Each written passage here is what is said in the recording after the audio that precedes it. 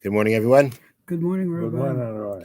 We are learning Mishnah Yeshabes, Parak Ches, chapter 8, Mishnah Dala, Mishnah 4. And I'd like to dedicate this morning's learning in memory of my mother, Mrs. Shalamas Rabinowitz, Shalamas Vas Yaakov Eliezer. Our learning should be an aliyah for her neshama. Amen. Okay, the next example, Devek. What's Devek? Glue. Okay, what's the minimum amount of glue to be considered significant if you carry it out on Shabbos that you would be liable a sin offering if you did it unintentionally? Kedei litain b'roish hashabsheves. Enough glue to put on the end of a board. Now, this board was used to trap birds. They used to have a board at the end of a pole, put glue on it, and that little birdie would land on it and get stuck, and that's how they caught it. So this... So that is the minimum amount of glue that's considered significant. And that's not a teeny amount, because you want to be able to catch that bird and get it stuck to the glue that it shouldn't have to fly away. It's a significant, it's not a small amount. It's a considerable amount. They don't say exactly how much the amount is, but it's working with, the times of the Mishnah that these examples where people were familiar with. And there was a basic amount that was used. It wasn't a small amount, but it was a basic standard, a pretty standard amount probably that they would use. And that's the amount of glue that we say you'd be liable for carrying on Shabbos. Next examples, Zephes the Gufris, which they translate as pitch or sulfur, Kedei lases nekev, enough in which to make a hole. Now, what that means like this.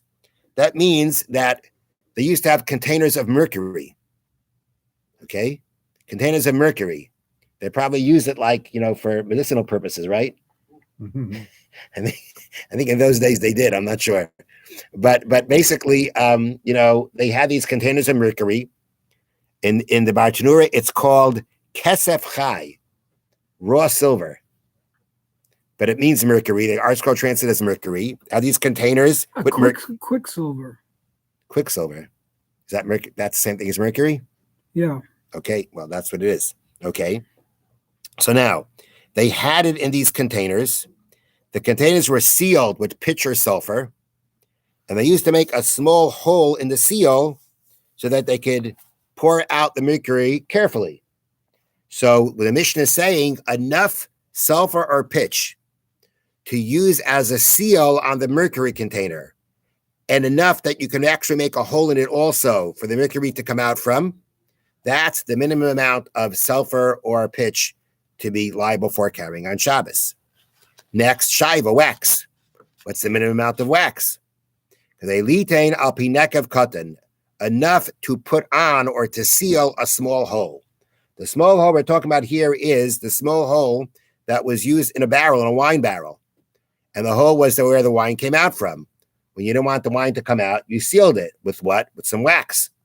So the minimum amount of wax that's considered significant for carrying on Shabbos is the amount that you would put on that small hole in the wine barrel to close it up. Next, charsis. Charsis translated as crushed brick. Okay, what's the minimum amount of crushed brick? Kedei lases pikur shal tzarfei zav, enough to make or enough to seal the opening of a gold refiner's furnace. Now, they explain like this. In order to remove the impurities from gold, it was placed in a vessel, a crucible, and brought to an intense heat in a special furnace. The furnace had an opening through which the bellows that fanned the fire were inserted. You know what bellows are? Bellows are that like umbrella thing that they would, basically pump air into to get the fire going. Okay, so the furnace had an opening through which the bellows that fanned the fire were inserted. This opening was sealed with crushed brick to provide a snug fit for the bellows. Okay, so that's what it means. Enough to make the opening really means enough to seal the opening for a seal and basically create this snug hole for the bellows of the gold refiners to do. Rabbi Yehuda says, now he's going to be arguing. The opinion we just said, crushed brick, is enough to make that to make that seal for the opening of the furnace. Rabbi Yehuda says, that means enough to make a leg. That means we're talking about the same furnace. It's a furnace for refining gold. And sometimes, in order to repair a leg, they would take this crushed brick and they would make it a leg for the furnace's base. That's what Rabbi Yehuda says is the minimum amount. And that, the Mefarshim say, is a smaller amount than the Tanakhama's amount. You need more crushed brick for the opening of the gold refiner's furnace than to make that leg below to balance it, to support it. Okay, that was Rabbi Yehuda's opinion there. Now we're going back to the Tanakhama's opinion, the first Tana's opinion. Subin, bran. Okay, what was the minimum amount of bran? What would be the minimum amount? What was the minimum amount of bran that was ever kept to be used?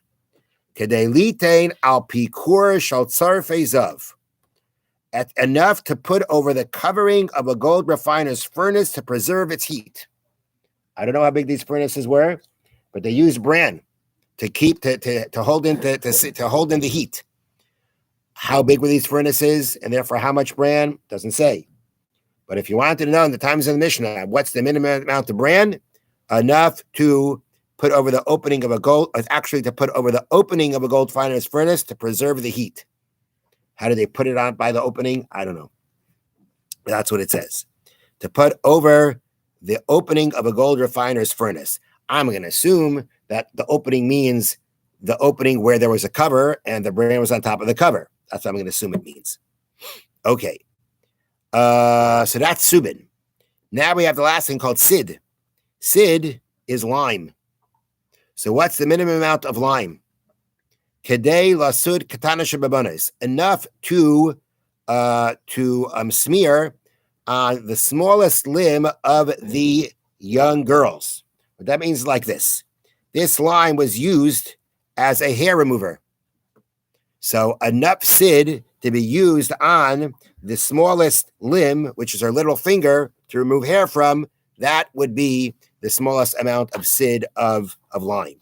Rabbi Yehuda says, kilkul, enough lime to make kilkul. Kilkul here means to make the hair on the temples lie flat. Apparently, what's considered nice for the hair to lie flat on the temples, and they use this lime in order to keep it down.